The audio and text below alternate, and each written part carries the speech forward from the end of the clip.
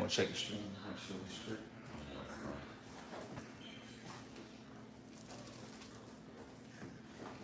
Come over.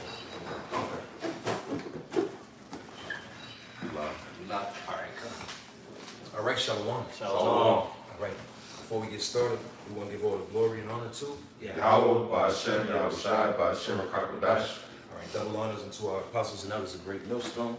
All right, Shalom to all the sincere Akinas out there. All right, it's tuning in as well. All right. As you can tell from the title, we just go get straight to it. There was a clip that a brother shared with Brandon T. Jackson, the actor. You know, you may know him from Rollerball and a few different movies. He was in Big Mama's House too, I believe. You know, he's an Israelite, but he's saying a lot of things that are just basically not according to biblical scriptures. All right, New Testament or Old Testament, however you want to slice it and dice it, it's not according to the Spirit. Okay.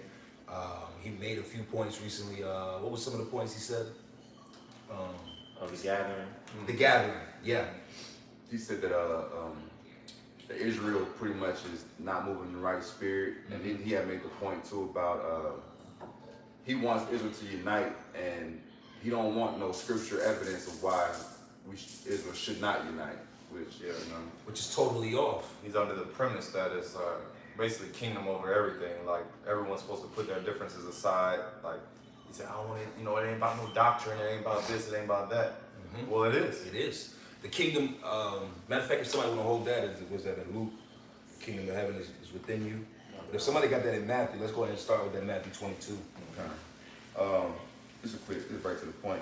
This is Matthew 22 and verse 29. Yahushua answered and said unto them, Ye do err, not knowing the scriptures nor the power of the Most High. Yeah, ye err, man. You are in error of the scriptures. All right. You have, as the scriptures say, where if somebody know where that's at in Romans, you have a zeal. Okay. Matter of fact, I'll get that real quick. That's this is Romans 10 and 2, and it says, for I bear them record that they have a zeal of Yahweh Ba'Shem Yahushai, but not according to knowledge. And as Yahushai says, Matthew 22, you err. But he has a zeal. I'll give him that. Yeah. I can't take that away from the man. He has a zeal, but every time you speak, it shows that you clearly don't know the whole story. Mm-hmm. You clearly don't know the scriptures. And and I'm gonna try to be as delicate, because you can blast somebody, but in the spirit, you really need to take time off of trying to show yourself on camera and dedicate yourself to these scriptures, man. You need to read, man, because you need to eat this roll because you don't know the story, man. Yeah. All right, go ahead, bro. Because you said you need to eat the whole roll. Mm-hmm. Because even when the Lord told Ezekiel to eat the whole roll, it means not only to just read it, because you gotta understand it as well. Mm-hmm. You have to understand what you're reading before you go out and teach Israel. That's right. Which another point is, you're not even teaching. The Lord told Ezekiel in the 3rd chapter, he said, eat the whole roll, then go out and teach Israel, man. That's it. Anybody got some precept? I got one. You go ahead. This is Amos chapter 3. That's it. And verse 3. It says, can two walk together except they be agreed? See, simple. This is milk scriptures, man. All right? Because, read that again. Amos 3 and 3. It says, can two walk together except they be agreed? Mm-hmm. How can two walk together? How could we do anything according to the law, according to the ceremonies, according to any aspect of being an Israelite, if we don't agree according to what the scriptures say? This is not about agreeing on he's a Pittsburgh Steelers fan and I'm a Baltimore Ravens fan. That's not talking about those type of disagreements. Right. All right? Because men, hey, you don't like strawberries and I like apples. All right, cool. That doesn't mean we can't be any less of a friend or a brother or work together or anything. Now, where things get hectic and tricky is when it deals with questions of morality and how you run your life and how you live your life. And that is important. Okay? That's extremely important. So you're not going to walk with some demon that, like I said, here it is, it's the Passover. Right? You don't base your Passover off of the lunar calendar. You base it off of some other calendar. We're already at a dispute over when to celebrate. Right. Then you say it's in the name of whoever, and this person over here don't even believe in a Messiah. Right. Right? But we're doing it in the spirit of Yahweh Shai's Passover. The person over here don't even believe in Yahweh Shai. Right. How are we even getting to the point of who it's about? Right. Well, case in point, you had the situation with those unity camps, and it got physical. So that alone goes to show you of what happens when you try to put camps together, man. It won't work. And this guy is trying to, he's basically saying, y'all, the camps need to come see me. This ain't about camps, it's kingdom over everything. Well, who the hell are you, man? The Lord set up, actually, Yahweh Shai said, he said, no, I bring division.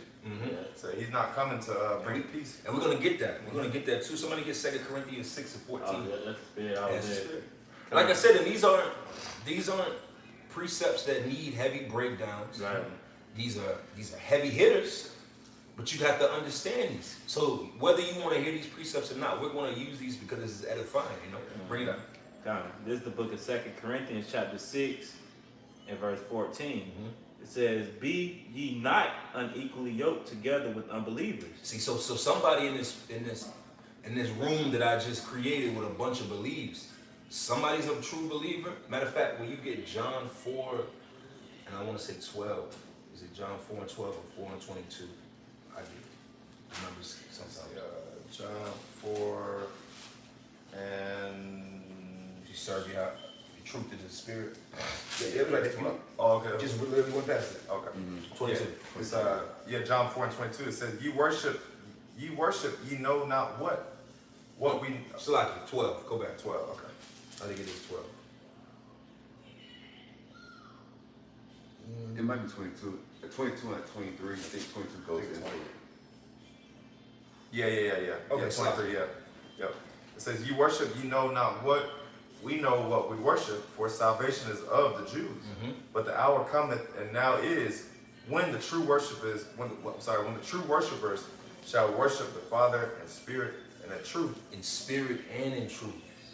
You might know of the truth, but you're not in the spirit. You know the truth. You know you're an Israelite. You know we're supposed to keep the laws. You know those parts, but there's a disconnect. Yeah. Because you're not in the spirit. If you were in the spirit, another thing we said off camera, if you were in the spirit, we're going to show you, is you would know that the gathering is happening. Because how do you measure the gathering? By measuring what's happening in the world. See, it's not for us to go around and send out,